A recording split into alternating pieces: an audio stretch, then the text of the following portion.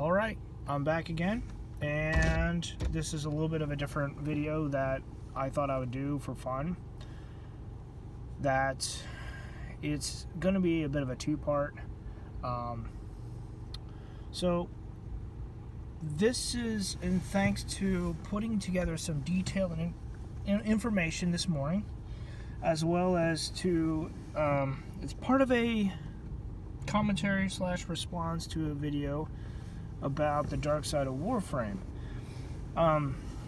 Normally by itself this doesn't actually kind of cross any patterns at all, or any information or any topics with what I'm trying to do with this channel.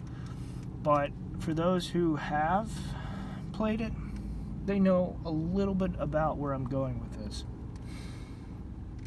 So the concept that I stumbled across this morning, that everything kind of connected to, and I'll start with the game side and I'll end with the whole how it ties in with the church at the end, because it's definitely interesting. It's an interesting concept that I think only a few individuals have ever hinted about ever.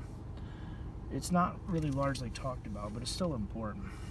The idea presented here with Warframe, starts with the characters that you play as. By the way, no spoilers.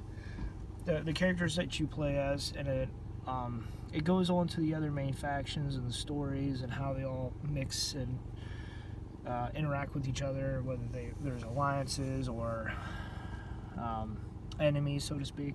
But there are several characters that lurk in the background throughout the entire story and narrative, and basically plots within plots, that sort of thing, all the way going from those from the sentience all the way to the man in the wall, the one who lives in space, more or less.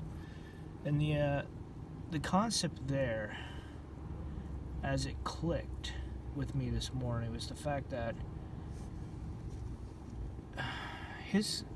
the way he portrayed himself all the way through up until the last expansion, the new war that just dropped out, just came out 2 to 3 weeks ago, where they showed more or less his real form.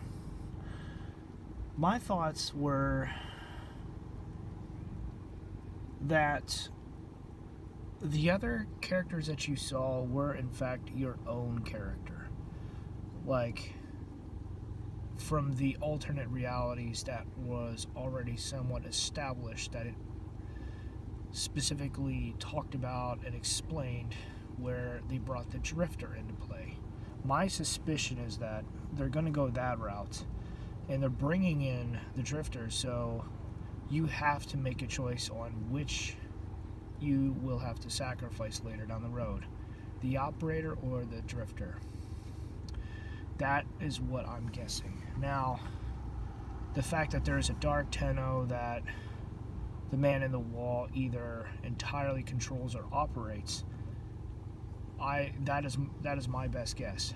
And how this ties in with the channel is the concept of good and evil has been changed to one of, and this relates to Destiny at the very beginning, Destiny 2 at the very beginning, with the Traveler being found on Mars, and then the enemy that soon found it. In the picture there was a very perfect explanation that ties it all together about how it was found by the enemy, and then the picture is of Mars with the Traveler right above it, surrounded by darkness.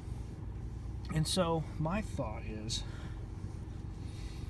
the way things are changing, both in Warframe and in real life, I should say to Warframe, but in real life things are being specifically changed by others who refuse to accept that there are possibilities out there that they are not aware of, or to acknowledge the ones that they don't like that may actually exist. So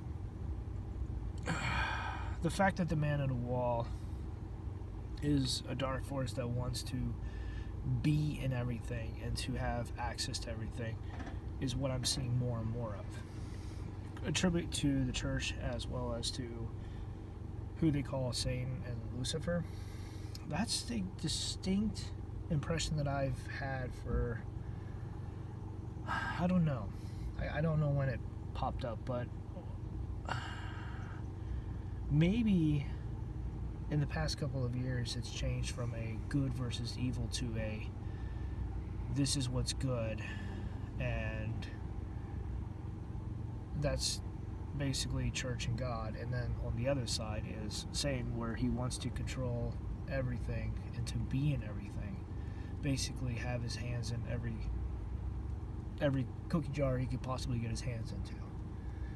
So basically control or be controlled. It's worth mentioning. Now, as far as some of the evidence that points out to it, we know the man in the wall is who he is, with the evidence of his missing fingers, with the fact that this is the one form that is more or less revealed, while the others are basically copies of your character.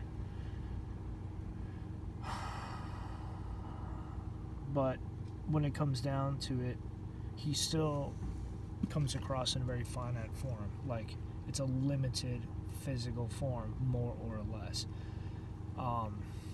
That's what it comes down to, because it's something you can see. That's a little bit at odds with what I said, I know, where the man of the wall is in the void, where there is no limit, there's no boundaries, there's no borders. It's an area that is out there. It's not limited to a specific body. And this idea is linked with what I'm seeing in today's world, with the way I think Satan is trying to change his image.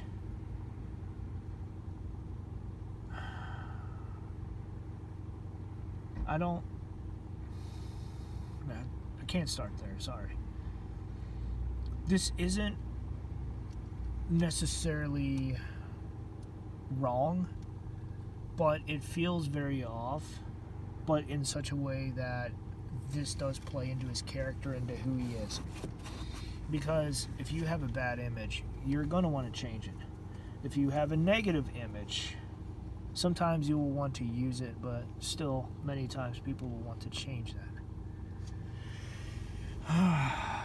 Anyway, it's my couple minutes thoughts with something very unique that has popped up, and I'm gonna say that there's definitely some food for thought here, but that's my take on Warframe with the way things are going.